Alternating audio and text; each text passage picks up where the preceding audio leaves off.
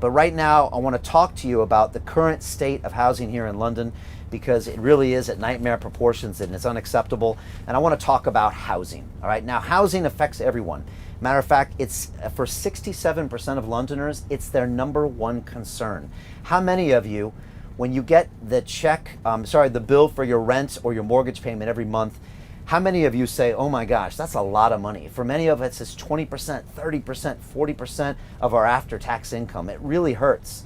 And the problem is that when our mayor is not building more homes, it hurts all of us, no matter if you're in a high rent situation or a low rent situation. We've got to talk about it. And again, back in 2016, your mayor of London said, I'm going to build 80,000 new homes per year. 80,000 new homes per year. It's a quote. You can look it up. 5 years later, that means he owes us 400,000 new homes. Let's look at the figures. Since becoming mayor in May 2016, he's only started building 34,515 homes were started, with only 12,000 homes completed. These are real numbers here. That is 3% of what he promised. Sounds like a trend with him, delivering 3% of what he promised. Very similar when it comes to bankrupting the TfL or teenage knife crime at nightmare proportions. You know, everything he touches seems to fail. And it's no wonder that housing is our biggest issue here in London, because there's just no action being taken. And like I said, back in 2018, City Hall received £4.8 billion from the government. He was supposed to build 116,000 new homes by 2022.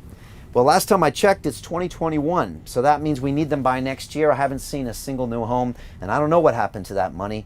But let's be honest, he's not delivering. And Assembly member Andrew Boff recently said, and I quote, Sadiq Khan has been given a record amount of money. He should have been doing an awful lot more. People's housing needs are getting worse. There are more families living in overcrowded conditions, like in Hackney, and yet the mayor just issues statement after statement about wanting more government investment, unquote.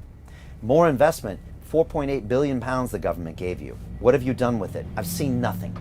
And another quote, Robert Jenrick, UK's Secretary of State for Housing, said directly to the mayor, quote, housing delivery in London under your mayoralty has been deeply disappointing. Clearly, the housing delivery shortfall you have overseen has led to worsening affordabilities for Londoners, and things are not improving. These are directly from officials' mouths. And the truth is this, the current mayor probably never intended to build homes. He said that line because he was probably just trying to get your vote, like he's trying to in May as well, and hoping that you'll just vote him in for another 3 years. In fact, he just assumes he has your vote. That's why he's not out here on the road talking to you and listening to you.